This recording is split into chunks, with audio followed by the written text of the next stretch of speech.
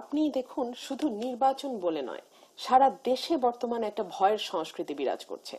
আপনি সরকারের কোনো কাজের সমালোচনা করবেন, সরকারের কোনো পদক্ষেপের বিরোধিতা করবেন, কিংবা তার বিরুদ্ধে টেলিভিশনে টক শোতে কিছু বলবেন বা কিছু লিখবেন, সর্বত্রই এক ধরনের থমথমে পরিস্থিতি এবং ভয়ের একটা সংস্কৃতি। সেখানে নির্বাচনে যাওয়া মানে যদি জীবন বাজি রাখা হয়, তাও আবার একদম স্থানীয় পর্যায়ের যে সবচেয়ে নিচের যে স্তর, ইউপি নির্বাচন, সেখানে নির্বাচন করতে গিয়ে বা নির্বাচনে কোনো প্রার্থীকে সমর্থন জানাতে যাওয়ার নাম যদি হয় আমি আমার জীবন বাজি রাখছি, তাহলে আপনি তো এটা আশা করতে পারেন না যে কেউ তার জীবনের বিনিময়ে গিয়ে পোলিং এজেন্ট হবে বা কেউ তার জীবনের বিনিময়ে গিয়ে প্রার্থীর পক্ষে প্রচারণায় নামবে। তারপরেও যে নামেনি তা নয়, তারপরও নেমেছে, কিন্তু যেই পরিমাণে বা যেই লেভেলে আপনি এক্সপেক্ট করছেন বিএনপির মতো বড় একটা দলের কাছ থেকে, সেই লেভেল এটা সম্ভব নয়। দেখুন, আমি শুধু আজকে না, আমি এর আগেও বিভিন্ন টক শোতে একটা কথা বলেছি যে 2014 সালের পর থেকে পুরো নির্বাচন, বাংলাদেশের পুরো নির্বাচন ব্যবস্থাটিতে একটি ব্যাপক পরিবর্তন ঘটে গেছে। আপনি 2014 সালে জাতীয় নির্বাচন দেখেন, তারপরে ঢাকা চট্টগ্রাম সিটি কর্পোরেশন নির্বাচন দেখেন, পৌরসভা নির্বাচন দেখেন, এবং হালে যে 6 দফায় ইউপি নির্বাচন হলো, এই প্রত্যেকটি নির্বাচন যদি আপনি পর্যবেক্ষণ করেন, তাতে কয়েকটি কমন ফিচার আপনি দেখবেন, কিছু কমন বিষয় প্রত্যেকটা নির্বাচনের মধ্যে ছিল। যেমন ধরেন, বিনা প্রতিদ্বন্দ্বিতায় ব্যাপক সংখ্যক প্রার্থী বিজয়ী হয়ে যাবে। জাতীয় নির্বাচনে যেমন 154টি আসনে বিনা ভোটে হয়ে গেছেন এমপি, ঠিক তেমনি এই উপজেলা নির্বাচন, একদম যে শেষ ধাপ স্থানীয় সরকারের, সেখানে আপনি দেখেন কি বিপুল সংখ্যক বিনা প্রতিদ্বন্দ্বিতা, 220 জন, যেটা বাংলাদেশের ইতিহাসে এই পর্যন্ত এত বিপুল সংখ্যক প্রার্থী বিনা প্রতিদ্বন্দ্বিতা হয়নি। এক। দুই হলো, একটি ভোটারবিহীন নির্বাচন হবে, অর্থাৎ ভোটাররা যে স্বতঃস্ফূর্তভাবে যাবে কেন্দ্রে গিয়ে ভোট দেবে, এই পরিস্থিতি 2014-তেও যেমন ছিল না জাতীয় নির্বাচনে, এরপরে যতগুলো নির্বাচন আছে, কারণ ভোটাররা ধরেই নিয়েছে। আমি শেষ করি, বেশিরভাগ জায়গায় কিন্তু ভোটাররা গিয়েছে, আমি শেষ করি। তারা ধরেই নিয়েছে যে আমি ভোট দিতে যাই কিংবা না যাই, একটি বিশেষ মার্কার প্রার্থী জিতে যাবে। এক। দুই হলো, অনেককে বাসায় গিয়ে বলে রাখা হয়েছে, আমি ইভেন এটা পত্রিকাতেও এসছে, যে ব্রাহ্মণবাড়িয়ার একটা ইউপিতে বলে দেওয়া হয়েছে যে ভোট দিবে জিন ভূত, আপনাদের গিয়ে ভোট দেওয়ার দরকার নাই। এটা পত্রিকায় বড় করে এসছে, জিন ভূত পরি ভোট দেবে, আপনার ভোট দেওয়ার দরকার নাই। আরেকটা ফিচার হলো সহিংসতা, যেটা নিয়ে আমরা এতক্ষণ শাবান ভাই অত্যন্ত চমৎকার ভাবে যে কথাগুলো বলছেন, ওনার প্রত্যেকটা কথার সঙ্গে আমি একমত, যে এই যে সহিংসতা হলো, 129 জন প্রাণহানি, এটি বাংলাদেশের ইতিহাসে নজিরবিহীন। এর আগে 88-তে এরশাদের আমলে যে ইউপি নির্বাচন হয়েছিল, সেটাকে বলা হয় যে এই নির্বাচনের আগ পর্যন্ত এটাই ছিল সবচেয়ে সহিংসতাপূর্ণ নির্বাচন, যেটাতে প্রতিবেদন ভেদে 85 থেকে 95 জনের প্রাণহানি হয়েছিল।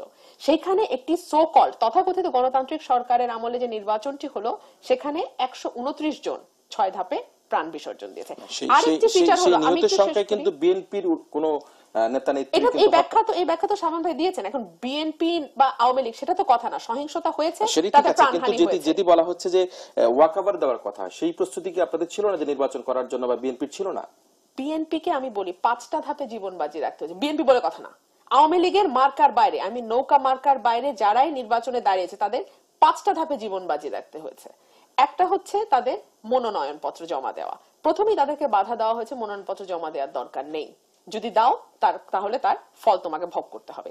যদি কোনোভাবে আত্মীয় স্বজন, কর্মী, সমর্থক দিয়ে মনোনয়ন পত্র জমা দেওয়া গেলেও চাপ দেওয়া হয়েছে প্রত্যাহার করো। অনেক সময় দেখা গেছে তুচ্ছ কারণে নির্বাচন কমিশন সেই মনোনয়ন পত্র বাতিল ঘোষণা করে দিয়েছে।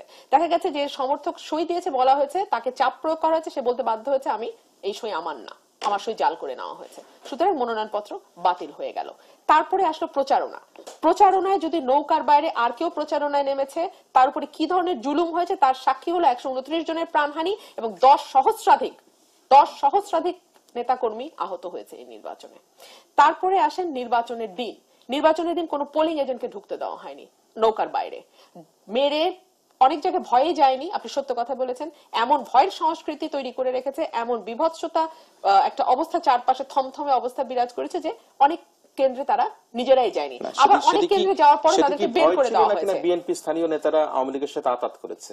দেখুন, এটা তো আপনি বলতেই পারেন, কিন্তু যে ভয়ের সংস্কৃতি, সেটা আপনি এখানে বসে এক কথা বলছেন, আপনি এই ঘর থেকে বেরোলে আপনি আমার সাথে একমত হবেন যে যেই ভয়ের সংস্কৃতি হয়েছে, তাতে নির্বাচনের অন্তত পরিবেশ নাই, তাতে অন্তত কেউ জীবন বাজি রেখে গিয়ে আমি বিএনপির কোন প্রার্থীর পক্ষে গিয়ে পোলিং এজেন্ট হব, এই সাহস ভাই আমার নাই।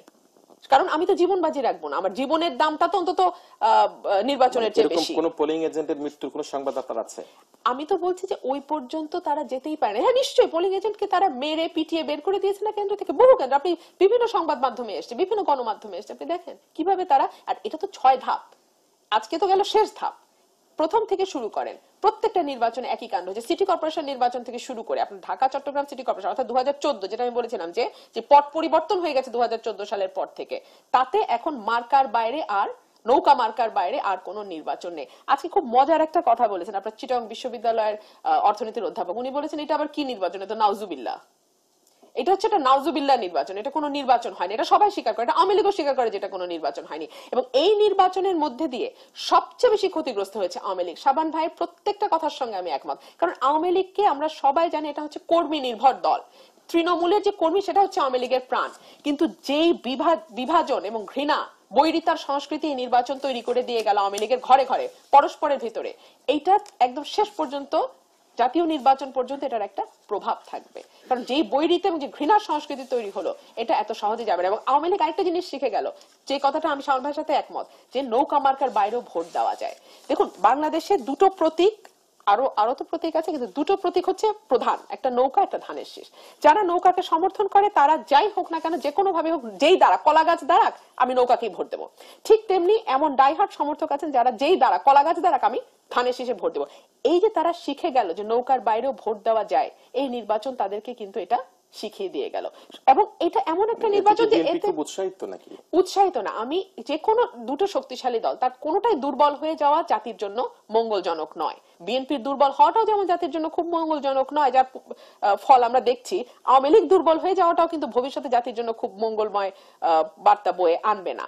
কিন্তু আরেকটা বিষয় দেখুন, এটা তো সরকার পরিবর্তনের নির্বাচন ছিল না। এই নির্বাচনে যদি বিএনপি বেশি সংখ্যক প্রার্থী চেয়ারম্যান হতো, চেয়ারম্যান পদে নির্বাচিত হতো বা সদস্য, অসুবিধা কি ছিল? সরকার তো তাদের পরিবর্তিত হয়ে যেত না। বরং এই নির্বাচনের মধ্যে দিয়ে আওয়ামী লীগ আবারও প্রমাণ করলো, যে কথাটি বিএনপির সিনিয়র নেত্রী বলছিলেন, যে আবার সেলিমা রহমান বলছিলেন, যে আবারও প্রমাণ হলো এই সরকারের অধীনে কোনো অবাধ সুষ্ঠু নিরপেক্ষ নির্বাচন হওয়া সম্ভব না।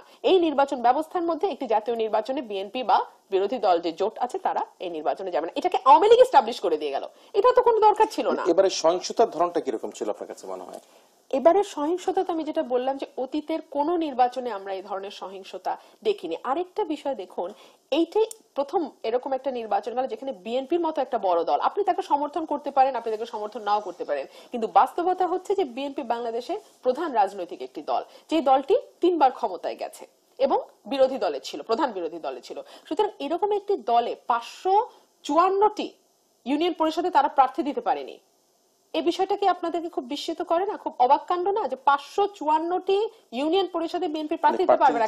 কেন তারা প্রার্থী দিতে পারেনি? তার বেশ কয়েকটি কারণ আছে, যে কথাটি আমি বলছিলাম, যে মনোনয়ন পত্র জমা দেওয়াটাই এখন একটা লাইফ থ্রেটনিং এর মতন হয়ে গেছে। রাজনীতির মঞ্চে যে রাজনীতি নিয়ে মাঠে থাকা, সেই জায়গায় বিএনপির এখন সে অবস্থান নেই বলে, সেই শক্তি নেই বলে কি মনে হয়? রাজনীতির মঞ্চে মাঠে থাকা তখন ছিল যখন কিনা প্রতিবাদের ভাষা হিসেবে মিছিল ছিল, মিটিং ছিল, মানববন্ধন ছিল, এবং সেটা গণতান্ত্রিক প্রতিবাদের ভাষা হিসেবে স্বীকৃত ছিল। পুলিশ খুব বেশি হলে লাঠিচার্জ করত, খুব বেশি হলে ধাওয়া দিত, কিংবা খুব বেশি হলে ইভেন এরশাদ সরকারের আমলে, আমি তখন ছোট, তখন আমরা দেখতাম টিয়ার সেল নিক্ষেপ করতো, চোখে পানি আসতো, পানি দিত, ঝাপটা মানুষ সরে যেত।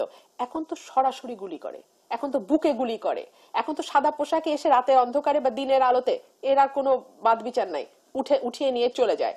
এবং তারপরে প্রথমে বলে আইন শৃঙ্খলা রক্ষাকারী বাহিনী, পরে আর সেই লোকটিকে পাওয়া যায় না। এই যে গুমের সংস্কৃতি, ভয়ের সংস্কৃতি, ভীতির সংস্কৃতি, জীবন বাজি রাখার সংস্কৃতি রাজনীতিতে চলে এসছে, এটা তো বাংলাদেশের পুরো রাজনীতিটাকে পরিবর্তন করে দিয়েছে। যেই রাজনীতি ইভেন আমরাও দেখে বড় হয়েছে, আমি তো রাজনৈতিক পরিবার থেকে এসেছি, আমার বাবাকে আমি এটা অনেক টক শোতে বলেছি, যখন এরশাদ বহুবার জেলে নিয়েছে, আমার শৈশবটাই কেটেছে আমার বাবার জেল খাটা দেখে, কিন্তু কখনো আমি এই ভয় করিনি বা এই আশঙ্কা আমার পরিবারের ছিল না যে আমার বাবা আর ওখান থেকে ফিরে আসবে না, যারা ধরে নিয়ে যাচ্ছে তাদের কাছ থেকে আমার বাবার আসবে না। এক, অথবা আজকাল আরেকটা অদ্ভুত বিষয় দেখবেন, যারা জেলে যাচ্ছে বড় বড় নেতারা, তাদের কিরকম স্বাস্থ্যহানি হয়, এটা অদ্ভুত। বিএনপির যে মহাসচিব ছিলেন, আপনারা দেখেছেন তার 13 কেজি ওজন কমে গেছে জেলে যাওয়ার পরে। মাহমুদুর রহমান মান্না অসুস্থ, শওকত মাহমুদ সাহেব ভীষণ অসুস্থ। সেদিন আমি শফিক রহমানের একটা ছবি দেখছিলাম, নিউজ ফিডে আসছিল অনলাইনে, উনি হুইল চেয়ারে বসে এবং ওনার চেহারা দেখলে আপনি বুঝবেন যে উনি অসুস্থ। এই যে এক ধরনের শারীরিক পরিবর্তন, ড্রাস্টিক চেঞ্জ, এটা কেন হচ্ছে জেলে নিয়ে যাওয়ার পরে, কেন হচ্ছে আইন শৃঙ্খলা রক্ষাকারী বাহিনী ধরার পরে? আগে রাজনীতিবিদরা যেভাবে ঘর থেকে যেতেন সেভাবে ঘরে ফিরে আসতেন, এখন কেন হচ্ছে না? এখন কি পরিবর্তনটা হচ্ছে, কোথায় পরিবর্তনটা হচ্ছে? রাজনীতির পুরো বিষয়টাই তো বদলে গেছে। এখন প্রতিবাদের ভাষা তো বদলাতেই হবে, কারণ যখন রিয়াকশনটা টোটালি ডিফারেন্ট আসে তখন তো আপনাকে অ্যাকশন সেভাবে ঠিক করতে হবে। না, আপনার বাবারা জেলে গিয়েছেন তখন তো জেলটাকে সেভাবে তারা ভীতির সংস্কৃতি মনে করতো না, কিন্তু এখন মনে হয় যে সবাই তো আরামে থাকতে চায়, আয়েশে থাকতে চায়। বিএনপি তার ক্ষমতা থাকাকালীন অবস্থায় যেভাবে অভিযোগ রয়েছে, যেভাবে তারা অর্থ সম্পদ তৈরি করেছে সেগুলিকে সংরক্ষিত রাখতে চায়, সেই কারণের জন্য তারা হয়তো। দেখুন, আমি আপনাকে চারটা নাম বলেছি, একটা হচ্ছে বিএনপির মহাসচিবের কথা বলেছি, মির্জা ফখরুল ইসলাম আলমগীর। আমি আরেকজনের কথা বলেছি শওকত মাহমুদ। আমি আরেকজনের কথা বলেছি মাহমুদুর রহমান মান্না, যিনি বিএনপির নন, আওয়ামী লীগের। এবং আমি আরেকজনের কথা বলেছি আপনাকে শফিক রহমান, যাকে হালে অ্যারেস্ট করেছে। আপনি চারজনের আমি বলছি যে ধরার সময়, ওনাকে যখন অ্যারেস্ট করলো সেই সময় ওনার যে শারীরিক কন্ডিশন, তার কয়েকদিনের মধ্যেই তার শারীরিক কন্ডিশনের যে পরিবর্তন হয় সেটা আমরা অতীতে দেখিনি। রাজনীতিবিদরা যেভাবে অ্যারেস্ট হয়েছেন সেভাবেই আবার ঘরে ফিরে এসেছেন। এই পরিবর্তনটা কেন হয়? এই টর্চারটা তাদের উপর দিয়ে করা হয়। কাছে ফিরে আসবো শাবান ভাই। আমরা সিএসির যে বক্তব্য সেখানে দেখেছি, তিনি বলেছেন যে সমাজে অস্থিরতা বেড়ে যাওয়ার কারণে নির্বাচনের সহিংসতার ঘটনা ঘটেছে। একই কথা কিন্তু আমরা আবার আওয়ামী লীগের যুগ্ম সাধারণ সম্পাদক মাহুল আলম হানিফকে বলতে দেখেছি। তিনি বলেছেন সামাজিক দ্বন্দ্বের কারণে ইউপি নির্বাচনের সহিংসতা বেড়েছে। এই যে দুই পক্ষের একই সুর আমরা দেখতে পাচ্ছি, এক্ষেত্রে কি এই দুই পক্ষের মধ্যে কি কোনো যোগসাধক ছিল কিনা যে এই নির্বাচনকে ঘিরে, যেটি বিএনপি এবং অন্যান্য যারা তারা বারবার অভিযোগ করে আসছে? আমি এটি মনে করি না। হানিফ সাহেব পলিটিক্যাল দৃষ্টিকোণ থেকে, তিনি একজন পলিটিশিয়ান এবং তিনি তার রাজনৈতিক দৃষ্টিকোণ থেকে বিশ্লেষণ করেছেন, এটি আমি বিশ্বাস করতে চাই। প্রধান নির্বাচন কমিশনার যেটি বলেছেন এটি হাস্যকর মন্তব্য, এবং এটি আমার মনে হয় যে ইতিহাসে তার নাম লেখা থাকবে শুধু এই আজকের এই উক্তিটির জন্য, এবং তার নাম লিখে রাখা উচিত। কারণ আজকের এই ঘটনার পরে যিনি বলতে পারেন যে নির্বাচন অবাধ, নিরপেক্ষ, সুষ্ঠু হয়েছে, তার বক্তব্যে অন্তত কৌশলী বক্তব্য দিয়েও তিনি আত্মপক্ষ সমর্থনের সুযোগ নিতে পারতেন। আমার মনে হয় যে বিএনপি নেত্রী সেলিমা রহমান যেটি বলেছেন, আমি মনোযোগ দিয়ে শুনছিলাম, উনি বলেছেন যে নির্বাচন কমিশন আসলে স্বাধীন না। এই জায়গায় আমি একটু দ্বিমত পোষণ করে বলতে চাই যে নির্বাচন কমিশনকে কিন্তু স্বাধীন করা হয়েছে, সাংবিধানিকভাবে স্বাধীনভাবে ফাংশন করার দায়িত্ব দেওয়া হয়েছে। আমি বলতে চাই যে নির্বাচন কমিশনের মেরুদণ্ডহীন, নির্বাচন কমিশন মেরুদণ্ড সোজা করে ফাংশনাল মানে অ্যাক্টিভিটি, কেন তাদের প্রতি চাপ আছে? কোনো তাদের প্রতি চাপ নেই। আমার কাছে যেটি মনে হয়েছে যে এখনকার আমলারা, গড় আয়ু বেড়ে গেছে তো, আর এই সরকারের আমলে আমি দেখছি যে একটু চুক্তি ভিত্তিক নিয়োগের প্রবণতাটা গুলো আমি দেখছি যে একটু বেশি। এই আমলারা সাবেক হওয়ার পরেও তারা কিন্তু তাদের ক্ষমতার যে একটা, তাদের ক্ষমতার মানে কেন্দ্রবিন্দুতে থেকে যে সুযোগ সুবিধা, যে স্বাদ পেয়েছিল, ওই স্বাদ মোটে ভুলতে পারেন না। তারা মনে করে যে কোনোভাবে যদি সরকারের আনুকূল্য পাওয়া যায়, কোনোভাবে যদি সরকারের শীর্ষ মহলের সুনজরে আসা যায়, কোনো বক্তব্য দিয়ে, কোনো বিতর্কিত কাজ করে। আমার বিশ্বাস যে বর্তমান যে গণতান্ত্রিক সরকার, এই সরকারের যিনি প্রধান, বঙ্গবন্ধুর কন্যা প্রধানমন্ত্রী শেখ হাসিনা, যিনি এই গণতন্ত্র পুনরুদ্ধারের জন্য 9 বছর সংগ্রাম করেছিলেন রাজপথে, যিনি গণতন্ত্রের মানস কন্যা উপাধি পেয়েছিলেন, এবং এটিকে তার প্রতিপক্ষ মহল অবলীলায় বলেন যে হ্যাঁ, এরশাদ সরকার হটানোর ক্ষেত্রে ওই 9 বছরে তার যে দীর্ঘ আন্দোলন সংগ্রাম রাজপথের, সেই জায়গা থেকে তিনি এটি দাবি করতে পারেন। তিনি এই তার গণতান্ত্রিক প্রতিষ্ঠান এভাবে ধ্বংস হোক অথবা এভাবে বিতর্কিত হোক, তার জায়গা থেকে অথবা তার নীতি নির্ধারণী জায়গা থেকে কোন ধরনের মানে দিক নির্দেশনা দেওয়া হয়, এটি আমি বিশ্বাস করি না। আমি বিশ্বাস করি যে যাদেরকে দায়িত্ব দেওয়া হয়েছে তারা অতিমাত্রায় সুবিধা পাওয়ার প্রত্যাশায় এই কাজগুলো করছেন। আর সরকার যখন দেখছে যে না, তাদের বিতর্কিত কর্মকাণ্ডের ভিতর দিয়ে সরকারের যে রাজনৈতিক প্রভাব, সরকারের ক্ষমতার মেয়াদ, সরকারের দলীয় প্রার্থীদের কিছুটা ফেভার হচ্ছে, তখন তার সরকার বলবে না যে না, এটা ডিসফেভার করো। বিতর্কিত কর্মকাণ্ড চালাচ্ছে তারা। এই ক্ষেত্রে সরকারের উৎসাহ ছিল মনে হচ্ছে নাকি, যে মানে তারা যেটা করছে এতে সরকারের কোনো অনুৎসাহ নাই, যেহেতু সরকার উৎসাহ দেয়নি, আবার সরকার নিরুৎসাহিত করেনি, আমার মনে হয়েছে এটি। এবং সরকার এই জায়গায় খুব সেফ সাইডে থেকে তারা তাদের দলীয় প্রার্থীর বিজয়গুলো, আর ওদিক দিয়ে বিএনপি তো আমি আগেও বলেছি এখনো বলি যে তারা অনেকটা অকভারি দিয়ে দিয়েছে। আর শুধুমাত্র ভয়ের সংস্কৃতির কারণে যে বিএনপি এভাবে অকভার দিয়েছে বা নির্বাচনে নীরব দর্শকের ভূমিকায় আছে, আমি সেটি মনে করি না। আমি একটি জায়গায় বলতে চাই যে বিএনপির কেন্দ্রীয় কাউন্সিল হয়েছে প্রায় 3 মাস, এখানে বিএনপি চেয়ারপারসন হলো কেন্দ্রীয় কমিটিটি তিনি দিবেন। এই জায়গায় তো অন্ততপক্ষে সরকারের পক্ষ থেকে কোনো ভয় দেখানো হয়নি যে আপনি পূর্ণাঙ্গ কেন্দ্রীয় কমিটি ঘোষণা করতে পারবেন না, যদি কেন্দ্রীয় কমিটি ঘোষণা করেন আপনাকে বিপদে ফেলা হবে। এই ধরনের কোন দিক নির্দেশনা নিশ্চয়ই বেগম খালেদা, যিনি 3-3 বার ক্ষমতায় এসেছেন, ব্যারিস্টার রুমিন ফারহানা বললেন, সে এরকম একজন জাতীয় নেত্রী, সাবেক 3 বারের প্রধানমন্ত্রী, তাকে তো আর সরকার, আর সেটি সরকারের পক্ষ থেকে যদি দেওয়ার সুযোগ তৈরি হয় এবং সেটি যদি তিনি মেনে নেন, তাহলে তো বিএনপি নেত্রীর কাছে আর কোনো আস্থার জায়গা থাকে না। তিনি তাহলে তার এই ভঙ্গুর দলটিকে কিভাবে আবার পুনর্গঠিত করে ক্ষমতায় আনবেন? তাহলে তো বলতে হবে তিনিও জাতীয় সংসদে যেরকম অভিযোগ রয়েছে যে জাতীয় পার্টি অনুগত বিরোধী দলের ভূমিকায় আছে, তাহলে তো বলতে হবে যে বিএনপিও অদৃশ্যভাবে অনুগত রাজপথের প্রধান দল হিসেবে আছে। তাহলে তো বিএনপির নেতাকর্মীদের আমি আর কোনো স্বপ্নই দেখি না। কাজেই অন্ততপক্ষে বেগম খালেদা জিয়া যে এখন পর্যন্ত নির্বাচন তার কেন্দ্রীয় কমিটিটি ঘোষণা করতে পারলেন না, এরকম একটি চরম ব্যর্থতার পরে সব জায়গায় ভয়েস, ব্যারিস্টার রুমিন ফারহানা বললেন যে টেলিভিশন টক শোতেও কথা বলার ক্ষেত্রে তাদেরকে সতর্ক থাকতে হয়, কখন কি বিপদ আসে ভাবতে হয়। কিন্তু সততার সঙ্গে, বিবেকের স্বচ্ছতার জায়গা থেকে আমি যদি রুমিন ফারহানাকে জিজ্ঞাসা করি, আমি আপনার সঙ্গে প্রথম টক শো শুরু করেছি আজ থেকে 2 বছর আগে, কমপক্ষে এসএ টিভির ভেতর দিয়ে, সেই থেকে কবে, কখন, কোন মুহূর্তে আপনি আপনার নিজস্ব মত প্রকাশের ক্ষেত্রে আপনি শঙ্কিত ছিলেন, এটি যদি আপনি দর্শকদের উদ্দেশ্যে বলেন।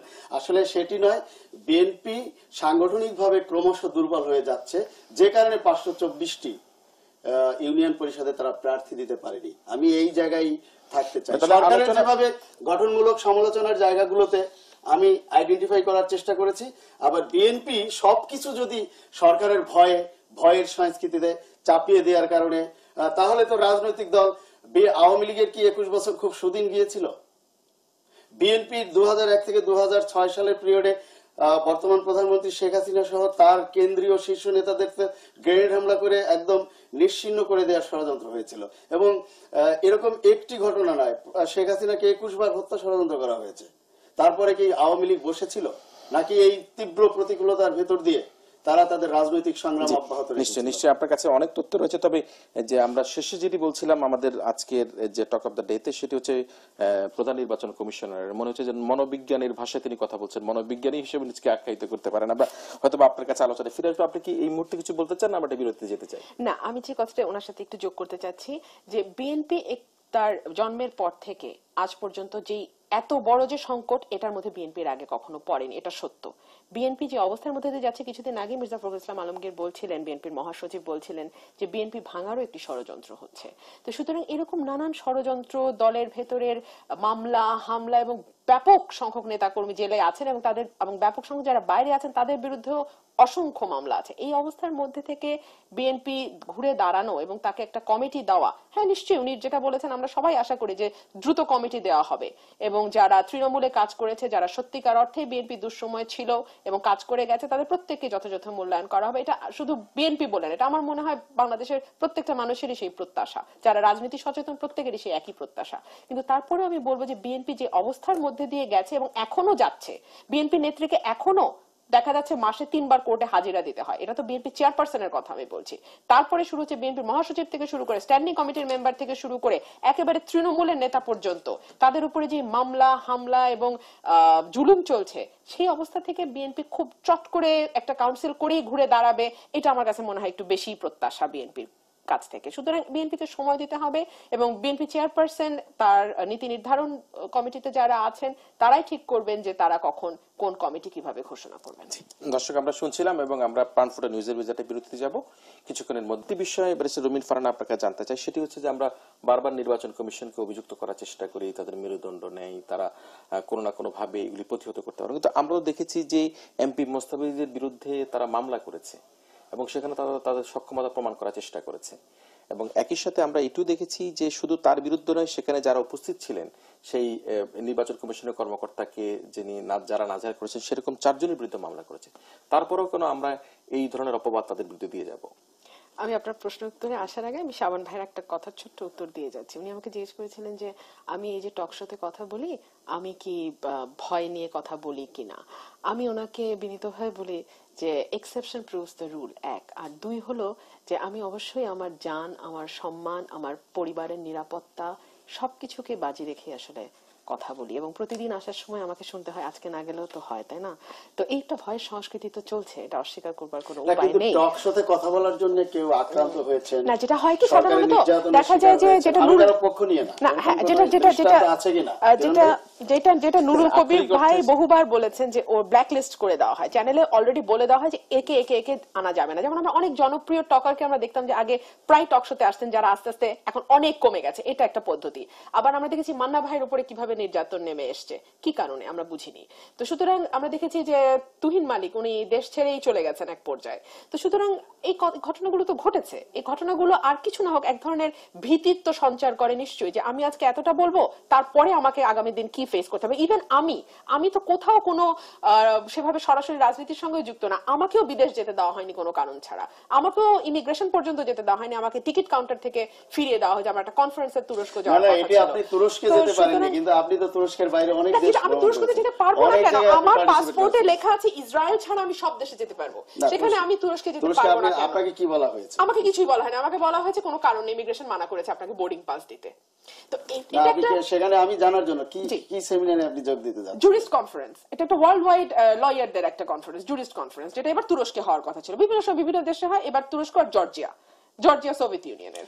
আমার সুতরাং কেন এখানে মনে কেন হয় যে আমাকে যুদ্ধ বাধা দেওয়া হয়েছে? অপরাধীদের বিচার হওয়ার পরে তুরস্কের যে প্রতিক্রিয়া আমরা দেখেছি, এটি না, কখন কিন্তু ঘটেছে? সেটা কোনোটাই, এটা হচ্ছে গত সপ্তাহের আগের সপ্তাহে, কিন্তু সেটা কোনোটাই কিন্তু একজন সিটিজেনের ফ্রিডম অফ মুভমেন্টকে বন্ধ করতে পারে, আমার সাংবিধানিক অধিকার। শুধু দুটা কারণে আমি বিদেশ যেতে আর মানে বাধা দিতে পারে আমাকে, এক যদি আমার পাসপোর্টের মেয়াদ শেষ হয়ে গিয়ে থাকে, আর দুই হচ্ছে যদি কোর্টের অর্ডার থাকে। তার দুটোর কারণ কোনোটা যদি না থাকে, এটা অ্যাপেলেট ডিভিশনের ডিসাইড করা আছে, অ্যাপেলেট ডিভিশন বলে দেওয়া আছে যে আপনি কোনো নাগরিককে তার মুভমেন্ট, ফ্রি মুভমেন্টে কিছু বাধা দিতে পারবেন না। সেক্ষেত্রে তো ইমিগ্রেশনে আমি কিন্তু সেটা রাইট আছে আপনাকে, তবে ইমিগ্রেশন আইনগত পর্যন্ত তো আমাকে আইনগত যেতেই দেয়নি, আমাকে তো কোনো কারণই দর্শানো হয়নি, আমাকে বলেছে আপনাকে বোর্ডিং পাস দেবো না।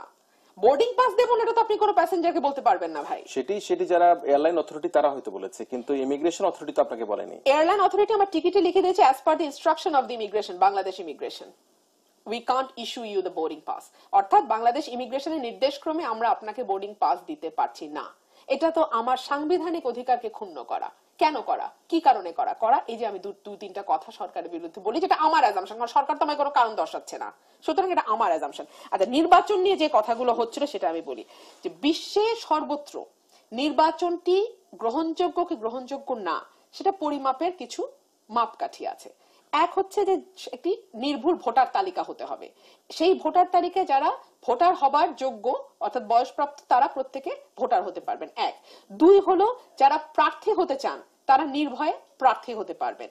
তিন হলো যারা ভোট দিতে চান তারা নির্ভয়ে ভোট কেন্দ্রে গিয়ে ভোট দিতে পারবেন। আরেকটি হলো নির্বাচনটি প্রতিদ্বন্দ্বিতামূলক কিনা, অর্থাৎ যথেষ্ট সংখ্যক প্রার্থী দাঁড়িয়েছিল কিনা এবং ভোটাররা তাদের পছন্দ মতো প্রার্থী সেখান থেকে বেছে নিতে পেরেছিল কিনা। আর 5 নম্বর হচ্ছে পুরো প্রক্রিয়াটি স্বচ্ছ ছিল কিনা। এখন আপনারাই আমাকে বলেন এই 5টি যে ক্রাইটেরিয়া আমি বললাম তার একটি ক্রাইটেরিয়া কি স্যাটিসফাই করেছে এই নির্বাচনটি? করেনি। 2007-8 সালে যে ভোটার তালিকা সেনা সমর্থিত সরকার করে দিয়ে গেছিল, সেটা আজ অবধি ধরে নেওয়া হয় যে মোটামুটি সবচেয়ে শুদ্ধ ভোটার তালিকা, আমাদের ছবিযুক্ত যেই ভোটার তালিকা তারা করে দিয়ে গিয়েছিল। তার সেখানে দেখা গেছে যে আমাদের পুরুষ ভোটারের চেয়ে নারী ভোটারের সংখ্যা বেশি এই কারণে যে আমাদের একটা বিপুল বেশ বড় সংখ্যার জনগোষ্ঠী বাইরে কাজ করে এবং তারা পুরুষ। কিন্তু যখন দেখা গেল এই সরকার এসে 2014-15 সালে আবার ভোটার তালিকা করলেন, সেখানে পুরুষ এবং নারীর অনুপাত হয়ে গেল 56:44। পরবর্তীতে যখন আবারও ভোটার তালিকা করা হলো, সেখানেও দেখা গেল নারীর সংখ্যা অনেক কম, এক। প্রচুর নারী তো এখন বিদেশেও কাজ করছে, কিন্তু তার তুলনায় পুরুষের সংখ্যা অনেক বেশি। আমাদের নারী পুরুষের অনুপাত মোটামুটি সমান, কিন্তু বাইরে যারা কাজ করছেন, যে শ্রমিকরা কাজ করছেন, তার মধ্যে পুরুষ অনেক বেশি নারীর চেয়ে, এক।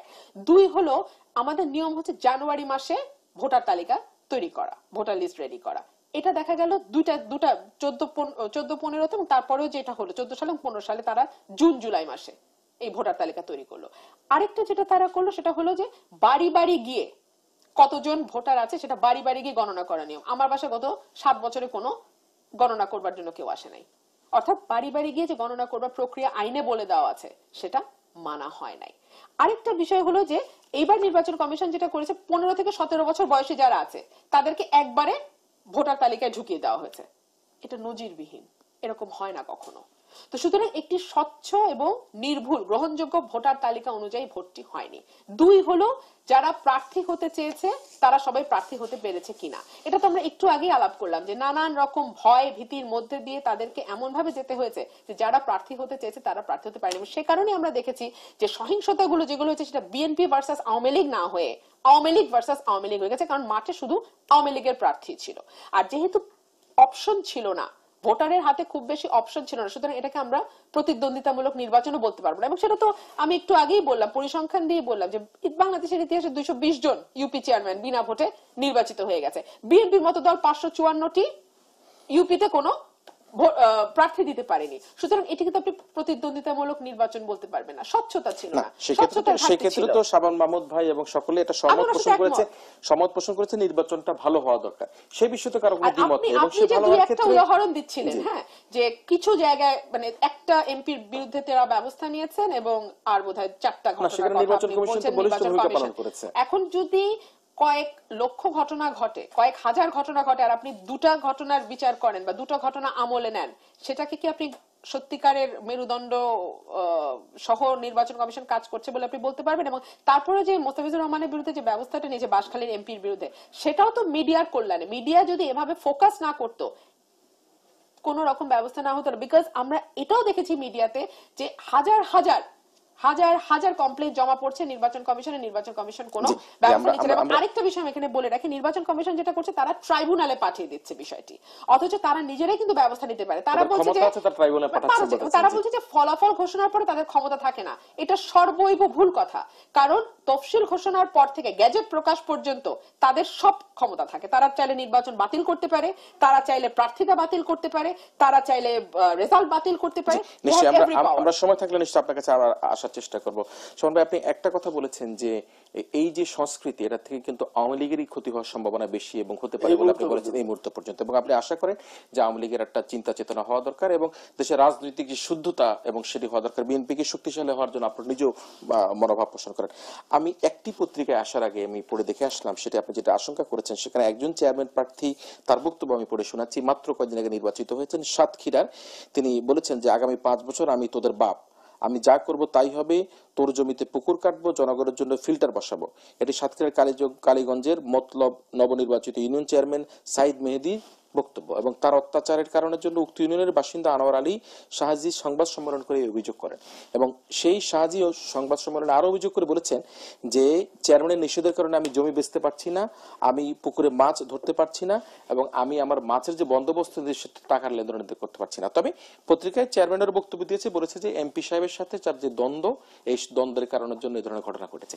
এই যে চেয়ারম্যান সাহেবদের অতি প্রভাব হয়ে যাওয়ার কারণে এবং এক ধরনের সাধারণ মানুষের প্রতি তাদের যে যদি জোর জুলুম বেড়ে যায়, তাহলে যেটি আপনি আশঙ্কা করছিলেন যে আওয়ামী লীগের আসলে এই নির্বাচনে জয় লাভ করার পরও ক্ষতি হওয়ার যে আশঙ্কাটা, সেই জায়গাটা যদি আবার একটু আপনি পুনরায় বলেন এই ঘটনার প্রেক্ষাপটে।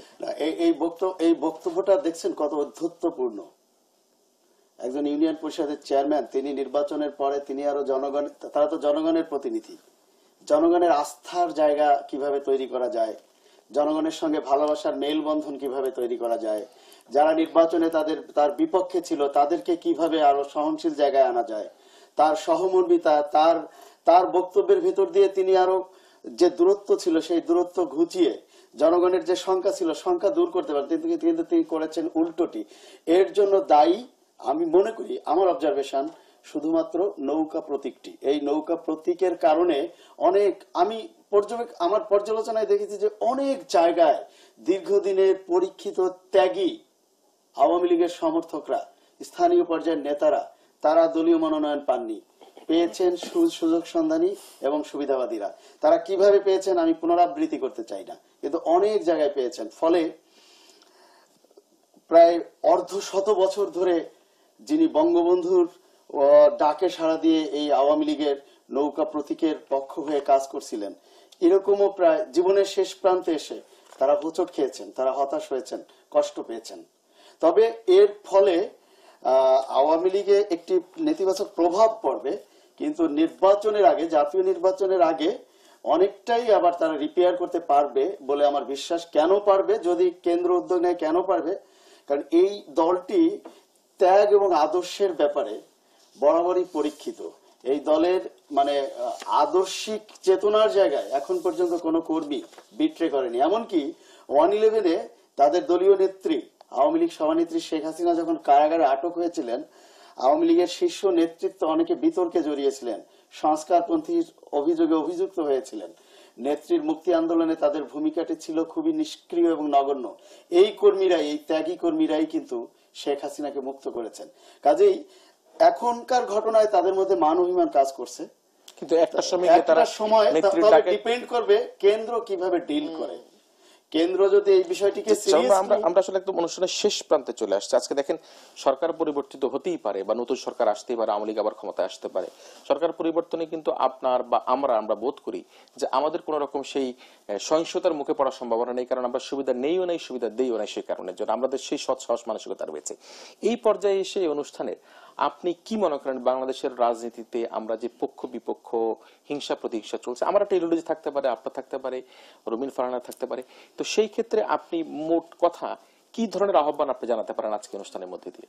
আমি আহ্বান জানাতে চাই যে যারা ক্ষমতাসীন দলে আছেন, ক্ষমতাসীন দলের নীতি নির্ধারক থেকে শুরু করে সমর্থক পর্যন্ত, তাদের কাছে আমার আহ্বান বা আমার পরামর্শ, সবসময় আপনাদেরকে ভাবতে হবে এই সরকারই কিন্তু শেষ সরকার না। সরকার যখনই হোক পরিবর্তন হবেই, এবং যে প্রক্রিয়ার ভিতর দিয়ে পরিবর্তন হোক, ভিন্ন মতের ভিন্ন রাজনৈতিক দল যে কোনো অবস্থায়, যে কোনো প্রেক্ষাপটে জনগণের সমর্থন নিয়ে ক্ষমতায় আসতে পারে। কাজে আজকে ক্ষমতাসীন দল যে আচরণ করবে, যে ভূমিকা তারা রাখছে, পরবর্তীতে এরই কিন্তু প্রতিদান হিসেবে আসবে। কাজেই ক্ষমতাসীন দল অন্ততপক্ষে সহনশীল আচরণ করলে, সুস্থ ধারার রাজনীতিতে তারা যদি এগিয়ে যায়, গণতান্ত্রিক শাসন ব্যবস্থাকে নিশ্চিত করার জন্য যদি তারা কাজ করে, সর্বোপরি যারা ভিন্ন মত প্রকাশের বা ভিন্ন রাজনৈতিক দলের কর্মী সমর্থক, তাদেরকে মানে প্রতিপক্ষ না ভেবে, শত্রু না ভেবে, রাজনৈতিক প্রতিদ্বন্দ্বী হিসেবে ভেবে রাজনৈতিক প্রক্রিয়ার ভেতর দিয়েই মোকাবেলা করে, সেক্ষেত্রে পরবর্তীতে এই রাজনৈতিক দলটি যখন ক্ষমতার বাইরে থাকবে, তখন ক্ষমতার বাইরে থাকার পরেও অন্য যারা ক্ষমতায় আসবে তাদের আচরণটি তুলনামূলকভাবে সহনশীল হওয়ার সম্ভাবনা থাকে, এবং এই দলের আচরণের কারণেই তারা সেই দাবিটুকু রাখতে পারে। এখন যদি তারা এই ক্ষমতাকে মানে চিরস্থায়ী মনে করে তাদের কর্মকাণ্ডগুলোকে গণতান্ত্রিক সংস্কৃতির বাইরে নিয়ে অনেকটা ক্ষমতার বলয়ে কেন্দ্রীভূত করে, তাহলে তার ফল বা তার ভবিষ্যৎ প্রতিক্রিয়া কখনো শুভ হতে পারে বলে আমি মনে করি না। পাশাপাশি এখন যারা প্রধান বিরোধী রাজনৈতিক দল আছে, তাদেরকেও শুধুমাত্র সরকারকে হটিয়ে দিতে হবে, সরকারের পতন ঘটাতে হবে, সেই লক্ষ্যকে ঘিরে দেশে সন্ত্রাস, দেশে কোন ধরনের মানে অস্থিরতা তৈরি করা অথবা মানুষ হত্যার মতো কোনো কর্মকাণ্ড হাতে নেওয়া ঠিক হবে না। কারণ সেই ক্ষেত্রে এই রাজনৈতিক দলটির প্রতিও নিশ্চয় আপনি অত্যন্ত উল্লেখযোগ্য কথা বলে দুই দলকেই আপনি আহ্বান জানিয়েছেন। আমি শেষ করতে চাই, 30 সেকেন্ডে যদি শেষ করেন আপনি। জি, দেখুন, গণতন্ত্রের বিউটিটাই হচ্ছে ইউনিটি ইন ডাইভার্সিটি। ভিন্ন মত থাকবে, ভিন্ন চিন্তা থাকবে, ভিন্ন আদর্শ থাকবে, কিন্তু তারপরেও একটা মেল বন্ধন থাকতে হবে, কারণ আমরা প্রত্যেকেই বাংলাদেশের নাগরিক। এই মাটিতেই আমাদের জন্ম, এই মাটিতেই আমাদের বেড়ে ওঠা, এখানেই আমাদের বাস করতে হবে। সুতরাং পারস্পরিক যে এক ব্যক্তিগত লেভেলে গিয়ে যে শত্রুতাটা এখন রাজনীতি আমরা দেখতে পাচ্ছি, যেটা কিন্তু আগে ছিল না। এমনকি আমাদের পার্শ্ববর্তী দেশ ভারত, পাকিস্তান, আমরা বহুবার দেখেছি তারা যুদ্ধ করেছে, সারাক্ষণ একজন আরেকজনের বিরুদ্ধে কথা বলছে, কিন্তু যখন পাকিস্তানের প্রধানমন্ত্রী অসুস্থ হলেন, ওপেন হার্ট সার্জারির জন্য গেলেন, আমরা দেখলাম নরেন্দ্র মোদী তাকে টুইটারে টুইট করে তার রিকভারির জন্য দোয়া করছেন। তো এই যে সংস্কৃতিটা, এটা কিন্তু আমাদের দেশে আমরা আশা করি আসলে, যেই মতেরই হোক না কেন, যে আদর্শেরই হোক না কেন, এইটুকু কার্টেসি, এইটুকু ভদ্রতা, এইটুকু সহনশীলতা, এইটুকু ধৈর্য আসলে আমরা সব পক্ষের মধ্যে আমরা আশা করছি। আমরা যেটি আলোচনা শেষ প্রান্তে আসলো, ক্ষমতা কখনো চিরস্থায়ী নয়। যারা আজকে রাজপথে রয়েছে বা যারা আজকে সরকারে রয়েছে সবাইকে কিন্তু উপলব্ধি করতে হবে। যেটি শাবান মাহমুদ বলেছেন যে ভিন্ন মতের যে প্রতি কোনো শত্রুতামূলক আচরণ না করে তাদেরকে রাজনৈতিকভাবে মোকাবেলা করতে হবে। এবং একই সাথে আজকে ব্যারিস্টার ফারিন রুমানা যেটা বললেন সেটি হচ্ছে তিনি বলেন এই মাটি আমার, এই দেশ আমার। সুতরাং আমরা প্রত্যেকে একতালে এক লয়ে কাজ করব, কথা বলবো, আমরা আনন্দ উৎসব করবো। একই সাথে রাজনীতিতে আমাদের যে ভিন্ন মত রয়েছে সেই ভিন্ন মতের মধ্যে দিয়ে আমরা আমাদের যে ভোটের জয়গান সেটি আমরা তুলে ধরবো।